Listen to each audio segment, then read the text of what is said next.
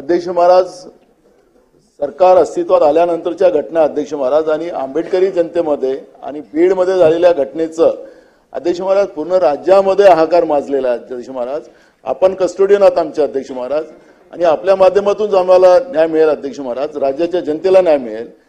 सरकारने उत्तर द्यायची तयारी दाखवावी अध्यक्ष महाराज। मला माहिती आहे कामकाजाचं भाग मला माहिती आहे, पण अध्यक्ष महाराज ही गंभीर बाब आहे आणि गंभीर बाब असल्यामुळे अध्यक्ष महाराज राज्यामध्ये लोकांमध्ये तीव्र चीड परभणीच्या आणि बीडच्या घटनेचे अध्यक्ष महाराज आहे आणि म्हणून मी आपल्याला विनंती करतो अध्यक्ष महाराज, आपण निर्णय द्याल तो आम्हाला मान्य राहील, पण सरकारने याच्यातली भूमिका मांडावी अशी आम्हाला सरकारला विनंती आहे। अध्यक्ष महोदय, सरकारची असं नाही चालणार। नाना बोलले नाही आता, परत नाही बसा। या संदर्भात ऐका, बसा।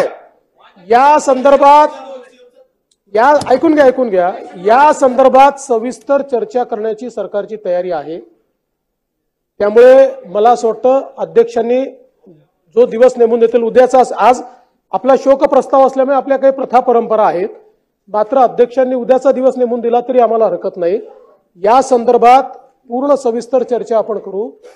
दोन्ही घटना अतिशय गंभीर आहेत, त्यामुळे निश्चितपणे त्याच्यावर चर्चा करू। त्याच्यावर सरकारने काय कारवाई केली ही देखील आपण त्या ठिकाणी बघू आणि विशेषतः परभणीच्या घटनेच्या संदर्भात मला या निमित्ताने सर्वांनाच अपील करायची आहे की संविधानाचा अपमान कोणीच कधीच सहन करणार नाही आणि ज्यांनी तो अपमान केला तो मनोरुग्ण आहे।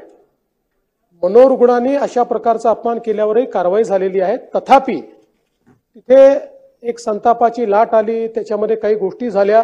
मला असं वाटतं की भारतरत्न डॉक्टर बाबासाहेब आंबेडकरांच्या संविधानाला हे अपेक्षित आहे की एखादी घटना झाल्यानंतर संवैधानिक अशा पद्धतीनं त्या संदर्भातली प्रतिक्रिया उमटली पाहिजे। मात्र आज याच्यावर अधिक बोलण्याचं कारण नाहीये।